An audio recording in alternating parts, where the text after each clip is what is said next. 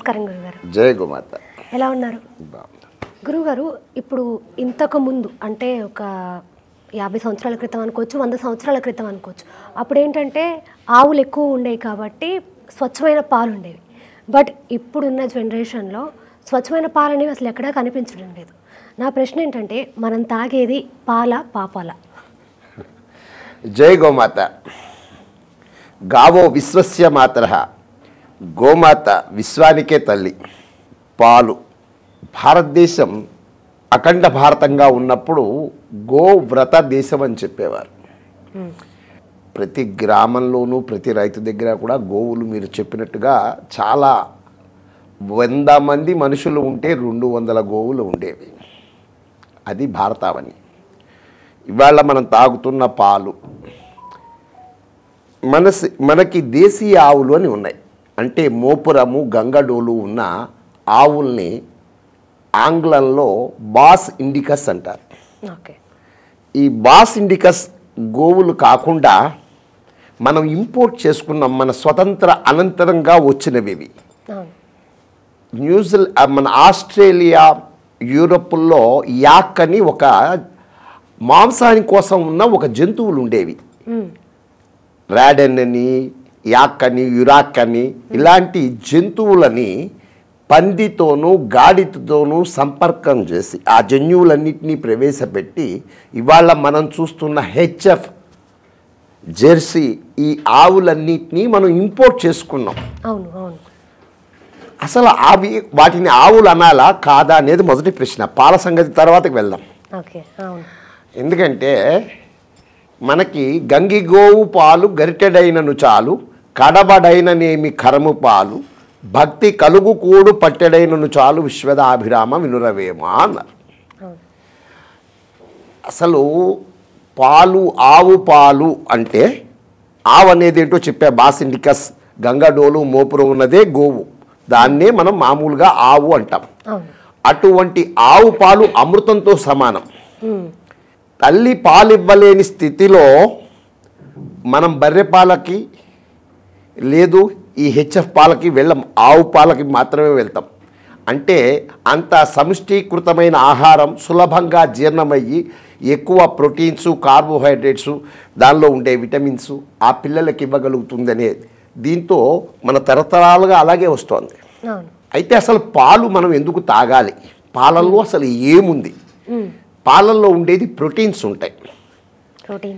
Proteins ఉండి దానిలో carbohydrates ఉంటాయి. అవి కాకుండా విటమిన్స్ ఉంటాయి. ఏ విటమిన్స్ ఉంటాయి పాలల్లో అంటే ఏ, డి, B12. దీని మూలాన ఆవు పాలల్లో ఉండే మేధస్సు అంటే పిల్లలు తాగితే వాళ్ళ బోర్ను, మజిల్స్ పవరు, మెమరీ పవరు ఇవన్నీ కూడా ఆవు పాలలో సాత్వికమైన గుణం ఉంది.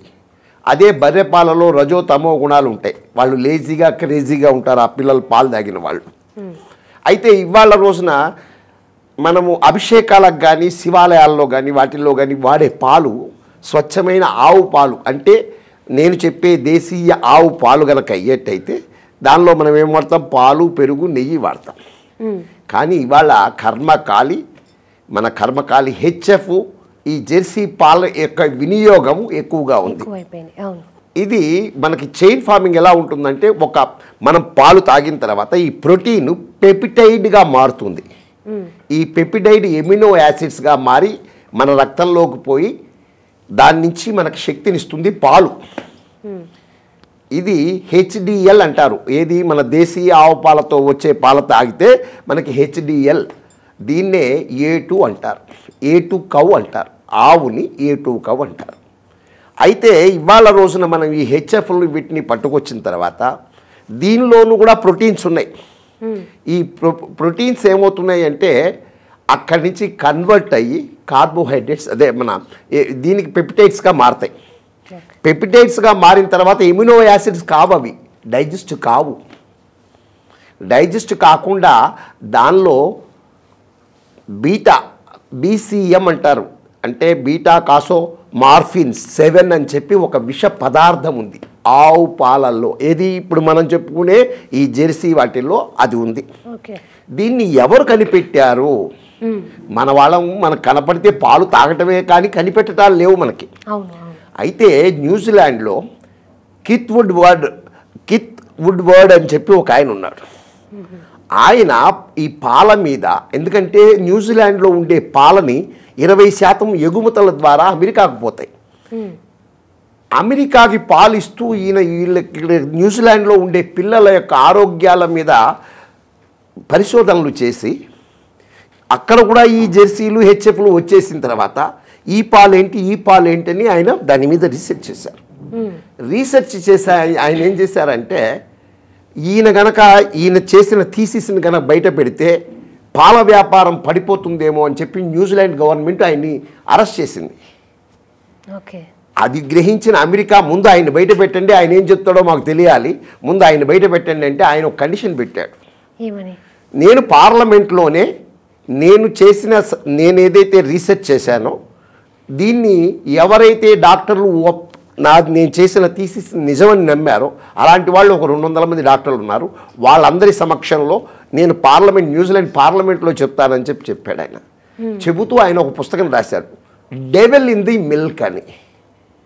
డెవిల్ ఇన్ ది మిల్క్ అంటే పాలల్లో విషం ఉంది అని ఆయన రీసెర్చ్ చేసి ఈ జెర్సీ పాలు కానీ తర్వాత ఈ పాలు కానీ ఈ జెర్సీ పాలలో ఉండే బీటా క్యాసినో మార్ఫిన్ 7 ఏదైతే ఉందో ఈ విషం మూలాన భారతావనిలో ఏం జరుగుతోందంటే బీపీ, షుగరు, ఇవాళంతా గోలిమారు బతుకు కదా అందరం.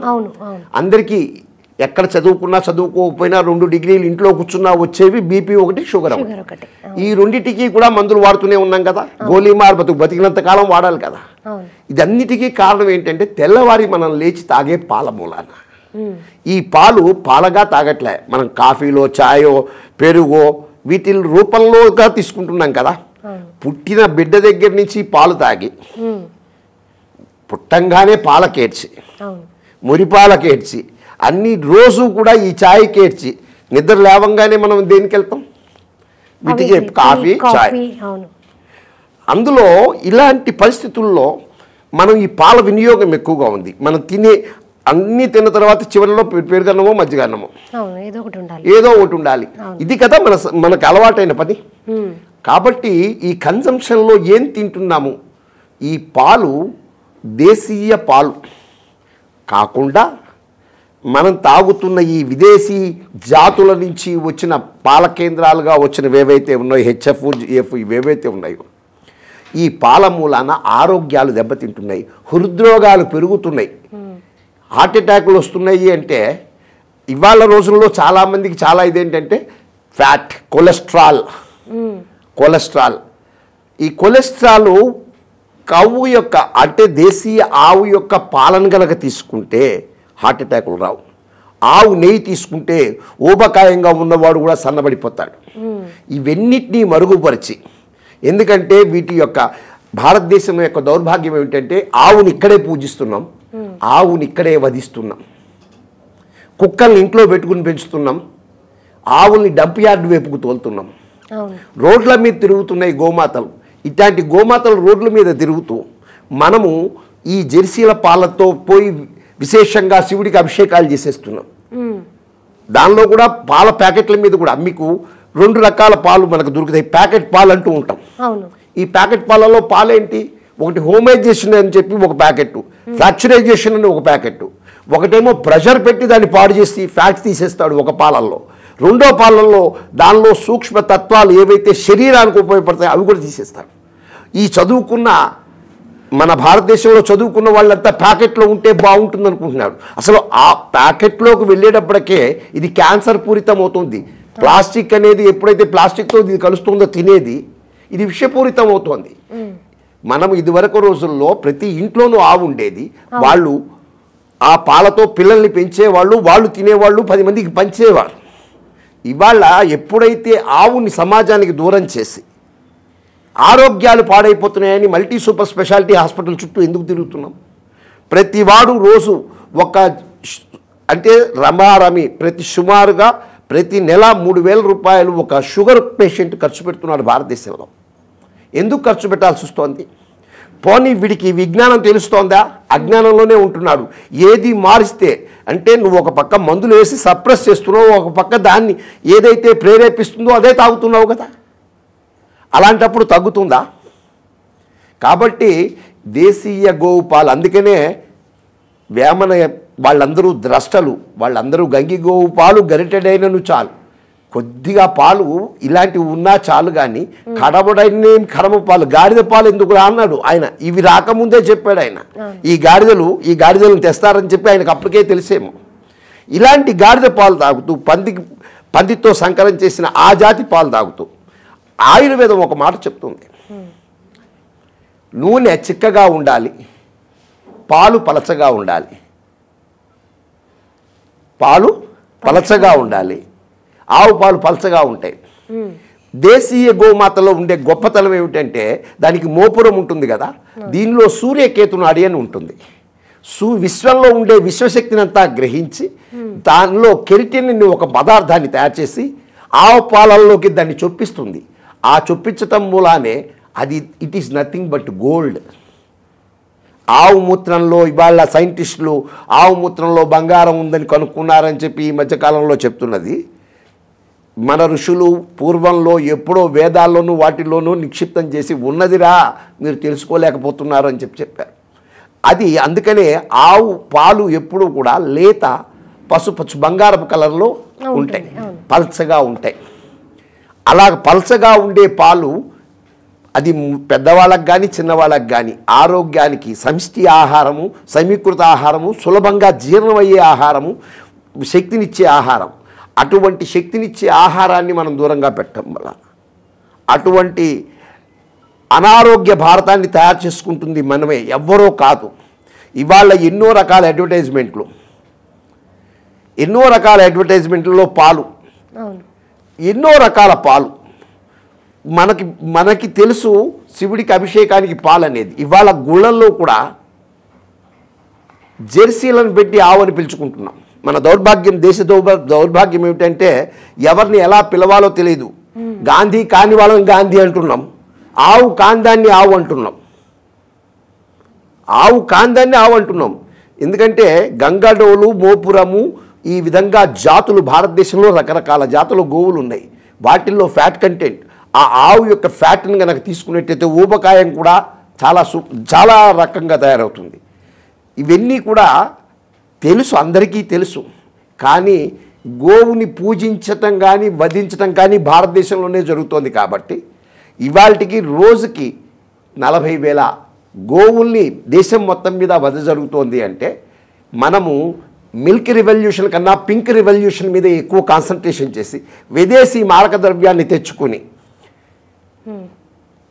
ఈ సనాతన ధర్మంలో ఉండే విలువలన్నింటినీ కూడా మనం మటుమాయం చేస్తున్నాం. కాబట్టి ఈ పాలో విఘ్నులైన వాళ్ళందరూ ఆలోచించి, ఏమండి మీరు ఇన్ని చెప్తున్నారు, మేము ఎలాగండి, మాకు ఎలా దొరుకుతాయండి, ఎవరు పెంచేవారు లేదండి, ఒక 10 మంది కలిసి ఒక కమ్యూనిటీగా కండి, 4 ఆవులను పెట్టుకోండి. మీ పిల్లల భవిష్యత్ అంతా మీ చేతుల్లోనే ఉంటుంది. మీ పిల్లలకు ఆరోగ్యం కావాలన్నా, మీకు ఆరోగ్యం కావాలన్నా అందరూ కలిసి వాటిని పెంచండి, వాటి పాలన తీసుకోండి. మీరు బూతులకు వెళ్ళి కొనుక్కుని బూతులు తినాల్సిన పని లేదు. మీరే స్వంతంగా అపార్ట్మెంటల్గా ఉంటే ఎక్కడో దూరంగా కొన్ని చోట్ల పెట్టుకోండి. వాటితో వచ్చే ఎరువులతో కావలసిన కూరగాయలు చేసుకుని, ఆరోగ్యమే మహాభాగ్యం. ఎందుకంటే డబ్బు పోతే సంపాదించవచ్చు, ఆరోగ్యం పోతే సంపాదించలేం. కాబట్టి ఆరోగ్యం అనేది ఎవరో హాస్పిటల్కి వెళ్తే ఆరోగ్యం రాదు, ఉన్న డబ్బులు పోతాయి తప్ప. ఆరోగ్యం మన చేతిలో ఉంది. ఇది ఎందుకంటే ఇది ఆవు గనక ఉంటే ఆరోగ్యం, ఆవు ఉంటే ఆనందం. ఈ ఆనందం జీవితానికి ఎవరికి లక్ష్యం ఏముంటుంది? ఆనందం కావాలి, ఆరోగ్యం కావాలి. అది ఆవుతోనే సాధ్యం. కాబట్టి ఉదయం లేవగానే తాగే పాలు మనం తాగుతుంది పాపాలా అనేది మీరు ఆలోచించుకుని నిర్ణయం తీసుకుంటారని ఆశిస్తూ ఆకాంక్షిస్తూ సెలవు తీసుకుంటున్నాను.